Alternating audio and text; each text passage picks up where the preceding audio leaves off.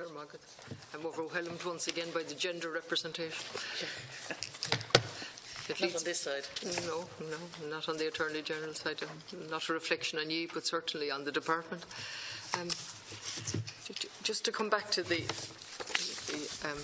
general endorsement of claim that's been served, and I'm picking up on a point that Deputy Murphy has made, and it set out the plaintiff's claim. And Mr. Carville, you've agreed, I think, with 2 of them, which you couldn't disagree with. There were only 8 declarations sought, and Declaration 2 and 3 is simply setting out that you have a duty, or the Department has a duty, to properly and effectively analyse, assess and so on. No problem with that, presumably. And then on number 3, a declaration that you've, and so on, that there's a transparent process. So that leaves then 1, 2, 3, 4, 5, 6 to look at, and further or other relief and costs, well, we leave that. So there are, out of the 8 declarations, you're conceding 2, because you do have a duty, and that leaves us with the other few.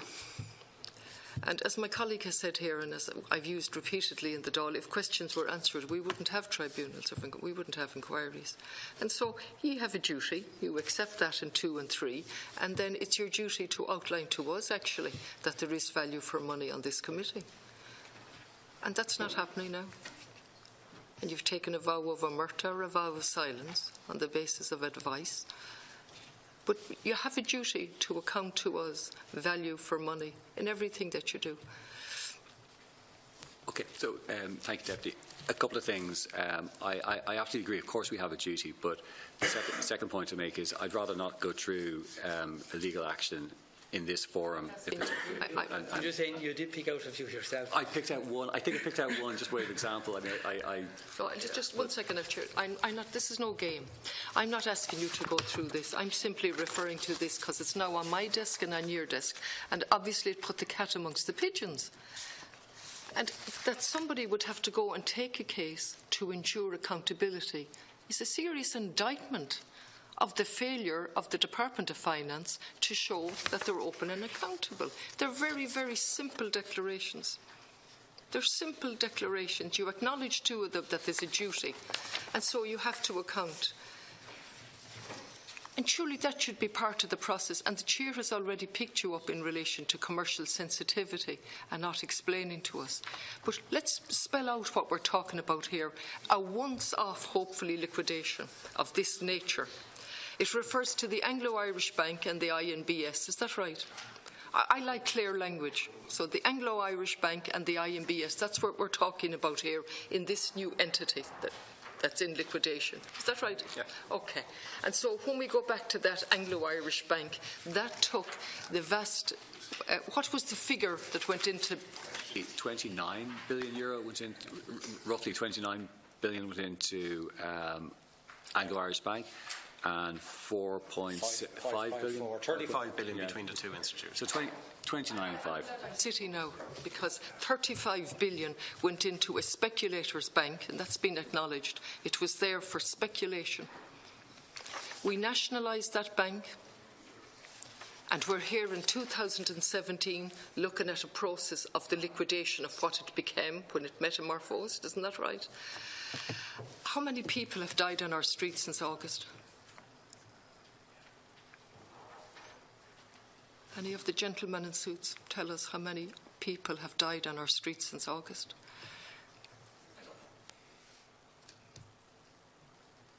No?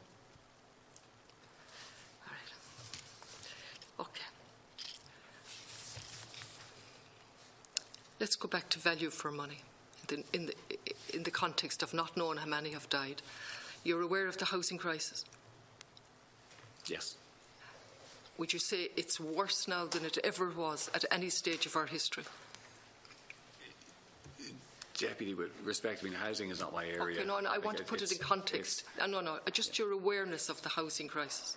I have a broad, I think we all have a broad general Would you agree it is at its worst? I don't think we can disagree with that, no. Okay, all right. And so we come back then to value for money. That's the whole purpose of the Controller and Auditor General's chapter, isn't it? The cost of the banking stabilisation measures and value for money. Has there been value for money in bailing out We'll just refer to this bank for the moment, the Anglo-Irish and the INBS. Has there been value for money? And if so, can you tell me how you've come to that conclusion? Oh gosh, I mean, I think you're going back in time to 2009. Well, I'm looking at Chapter 3, 2010. cost of the bank stabilisation measures at the end of 2016. And so it seems to be set out here that there's been serious costs in relation to that, and we're still paying. And sorry now, these are very simple questions. I tend to be kind of straight and simple, for the want of a better word, in terms of these, because I think figures and money is used to overwhelm us. So a bank that was there for absolute property speculation is still causing us huge financial cost in 2017. Isn't that right? Was it worth it? Was there value for money? I think actually you have to contextualise it in terms of what was happening in the economy at the time. And what I mean by that is the decision, and it was a policy matter at the end of the day, but so let me see if I can explain it to you, because I can understand where you're coming from with the question, and it's a good way of looking at it, I must say. We had a choice over that particular period of either bailing out the banks or not bailing out the banks, and the policy was to bail out all the banks, put the bank guarantee in place, and then ultimately take shareholdings in the banks, invest in contingent convertible capital notes, invest in preference shares, and so on. And the cost of that... Was it value for money in relation to Anglo-Irish Bank and INBS? Well, I think you have to look at it in the absolute, because it was either let the banking system collapse or bail out the banking system. I think the question you ask is a very good question. I think it was well covered by the banking inquiry as well, and I think. But we're here today looking at value for money, and we're looking at a liquidation process that you're not free to talk about. Are you free to talk about the fees element of the liquidation process? We're here today where you're facing a High Court action to bring accountability. Obviously, you're going to answer that. I agree with my colleagues. I see absolutely no reason why you can't answer that now. It's the very reason we're here, to see was there value for money in relation to the general banking stabilisation measures, and within that, the liquidation process. I have no idea why any of you gentlemen can't answer that today. It would actually short-circuit the High Court action. You're clearly saying there was supervision. You're clearly saying there was everything in place. I see absolutely no commercial sensitivity. In any event, you're going to have to explain all of this in an open affidavit very soon that we all can read. Absolutely. So what is the difficulty today? We will have to explain it, but because, again, I'm sorry, I'm repeating myself, I know, but... Well, don't, please. Just tell me what the difficulty is. If you're going to do it in an open affidavit, why can't you tell us now the wonderful supervision that you have? Yeah, because litigation has been taken against the state. The appropriate forum to deal with that is through litigation. That's the advice Litigation doesn't prevent somebody coming in. Presumably, you should be telling us the same story as you're going to tell the High Court in an affidavit. You're going to set out the process, the contract in being, and all of the mechanisms there that shows that you monitor and supervise the process for the taxpayer. You're going to do that in an affidavit. What is the problem with doing it today? Did you discuss that with the Attorney General? That you were going to be setting this out anyway, and you could have a run at it today with us? So did you discuss that with the Attorney General? Do you come in before the public? Privileged conversations and advice between the Department and the Attorney General's office. You know I can't talk about that. Sorry, no, I'm not asking you to disclose anything that's privileged. I'm asking you, did you discuss it? Was this an aspect that was discussed? We only received the plenary summons on Monday. We haven't had enough time. It's only Thursday. We haven't had enough time to analyse every nuance in it. The next step for us is to receive statements of claim, which I understand is in about 30 days' time, I think. Give or take a few weeks or a few months or whatever. No, that's okay. I think it's quicker. If you're prepared then to do that, You have to meet the case. And as my colleague said here, she put a question, and I'm repeating it. Are you prepared to come back before us when you have reflected on this? Absolutely, and the assurance I gave Deputy Murphy, I'll reiterate the assurance. The next staging post for us in the litigation, the next material staging post for us in litigation is when we receive the statement of claim. At that point in time, I'll have a better sense. I'll be able to consult with our legal advisors, the Attorney General's office, and try and ascertain where this case is going. And for example, I mean, perhaps, maybe when the statement of claim comes in, maybe some of these points are dropped. I don't know how the essence of the whole claim is in relation to monitoring, supervision, and accountability. Your answer to that is not going to change. Your case is that everything is under control. However, you can tell us, because it's commercially sensitive, you can tell us because there are legal proceedings. Sorry, the commercially sensitive point is separate, and if this case didn't exist, well, I beg to differ with respect. Okay. I think, right.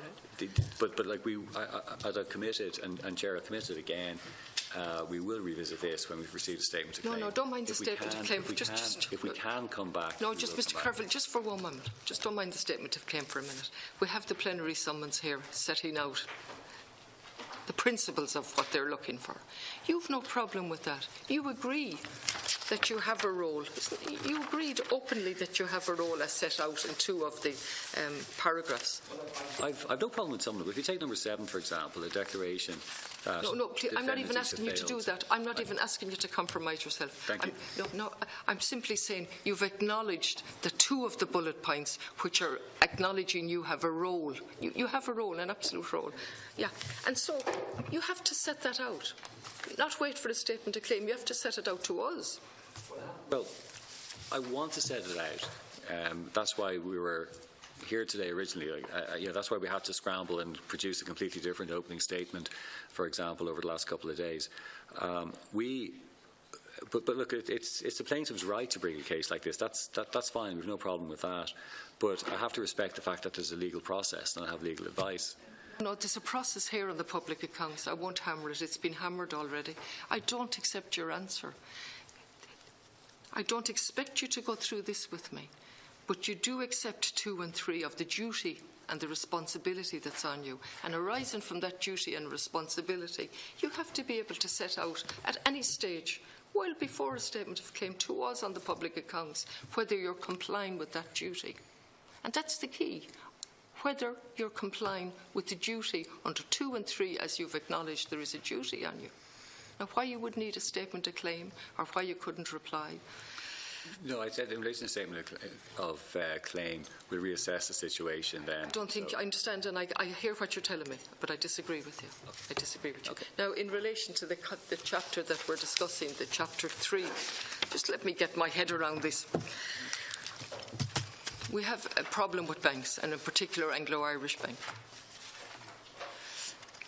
At some stage the government nationalises the bank. They could never nationalise a bank before, which is very interesting, but they could nationalise it to take on debt, but never to nationalise a bank so that we could get benefit from it, which is a story for another day. And surely it might be a cause for reflection in the Department of Finance as well. However, we'll move on from that. The bank is taken over and money, an IOU is given, a promissory note. Is that what a promissory note is? IOU. So a bank that's in serious trouble and a bank that's there for property speculation, a government in its wisdom decides to write them IOUs, IOU money. Is that right? Am I wrong here? No, that's exactly what the Commissioner did. And so that Anglo-Irish Bank then goes with those IOUs to the central bank, is it? And the central bank looks on that as good collateral, and the central bank says, all right, that's very good. I can rely on the government. We'll give you money. Is that it? Okay. Now, it's taken me a while to get my head around that, with the help of the Controller and Auditor General's report, and this circular movement of money. Yeah, there's a very good graphic in there, actually. Oh, absolutely, very good graphics. So we'll all agree on the graphics. And we'll agree that the bank was a bank of speculators, and we're agreeing that the government wrote literally an IOU, And the Anglo-Irish take that and they go to the central bank, and the central bank say, good, no, we'll give you money to keep you going now. Is that right? Yeah. Okay. And then, in addition, the government, under that IOU, has to pay periodic payments, do they, to the bank? Yeah? You can imagine how long it's taken me to get my head around this now. A bank is literally not worth saving, but the government is going to save it with IOUs. To finance those IOUs, then, the government needs to borrow. Is that right? And so they borrow so much money to finance the IOUs. Yeah? And they also raid the pension fund. Is that right?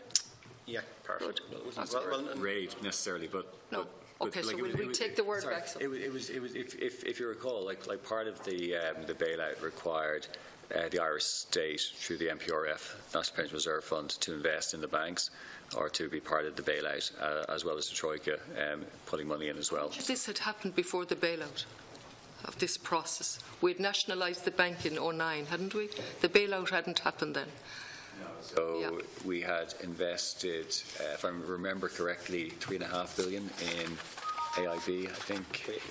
In 2009, we invested $3.5 billion in both AIB and Bank of Ireland. The first of the monies. You gave the biggest figure to Anglo-Irish, didn't you, back then?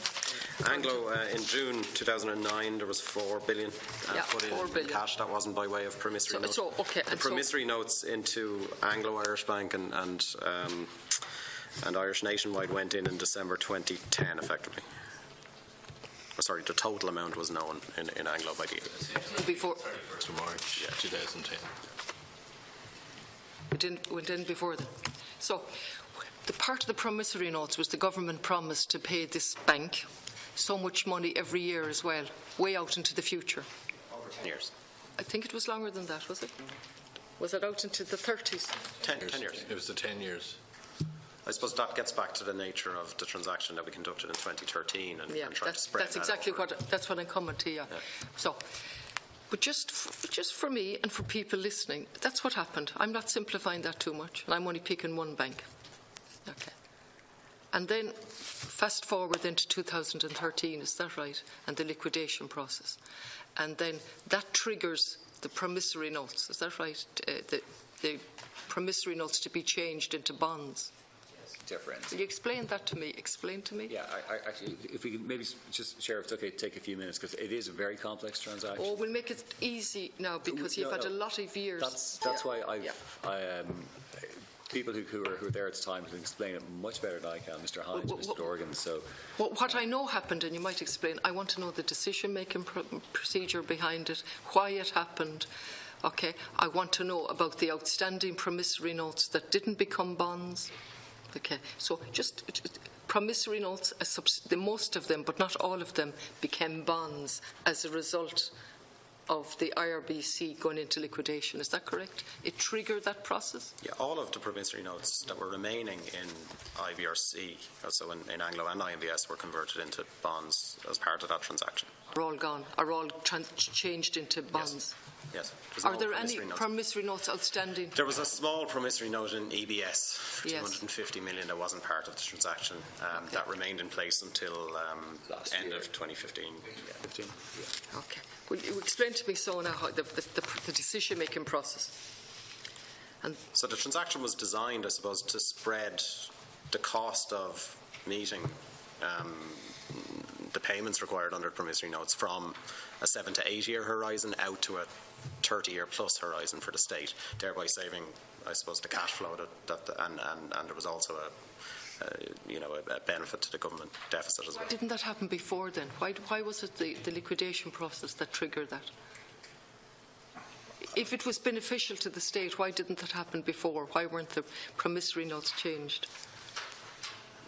Maybe Owen could. Yeah, I suppose. I think it was the point that would be made at the time, and it was very much a policy decision, but it could only be facilitated when the central bank, as the independent holder of the promissory notes at the time, because as you were saying, they were being used for collateral in terms of the exceptional liquidity assistance extended to IBRC, they had to be satisfied with what was being exchanged for those promissory notes. So I think, look, as part of the announcement of the promissory note deal, I suppose there was DCB President noted, I think the Governing Council noted the transaction. Mr. Rankin, do you want to? I think also trying to attempt to swap the pro notes out for debt while the bank was in operation, I think would have been problematic too, because the bank would have probably objected to that, given that it would have extended the cash flows that the bank was in receipt of. So when the bank was a going concern, I don't think that was a runner. You don't think it was a runner when it was a going concern, is it? Why? Because it would have disadvantaged the bank. It would have extended the cash flows out over a much longer period. They've disadvantaged Anglo-Irish? The bank, yeah, as an entity, yeah. So we're going to disadvantage the Well, country. I can't imagine the bank with its own board having accepted such a transaction. The bank with its own board. It was nationalised at that point, was it? But it's the board has to act in the interest of the bank. The bank. Yeah. Well, I wish I had a few more hours, really, of what I'm hearing. I actually need an interpreter. The board needed to act in the interest of the bank, so it wasn't suitable or it wasn't appropriate or financially rewarding to change the promissory notes into bonds at that point. Is that Speculating, but I can imagine that would have been yeah, well, that's exactly what happened with Anglo-Irish. Speculation, yeah. Honestly, what is the cost at the moment of servicing the debt that we incurred? What is for the banks? What is the outstanding debt, and what is the cost of servicing that debt per year? The CNAG estimate that as part of their report at 1.7 billion for 2017. We'll just say it slowly now. It's important to say it slowly.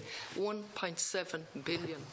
In the context of we don't know how many died on the streets since August. In the context of a housing crisis and this health, 1.7 billion on servicing the debt alone for the money borrowed, which wasn't all of the money used to bail out the bank, just the portion that was borrowed. 1.7 billion. Sorry, the 1.7 billion captures both the money that was borrowed and the opportunity cost lost, I suppose, of the money that was put in from the MPRF as well. Okay. So in fairness to CNAG, like it's a total number, isn't that right? The CNAG is a very fair man, I can see, and he puts questions as to this as an estimate and so on. But I'm looking at what's happened here in the cost to the country. And I think it's been clarified by Mr. Rankin, really. The bank must do what it must do at that time for the purposes of the bank, even though the bank was gone.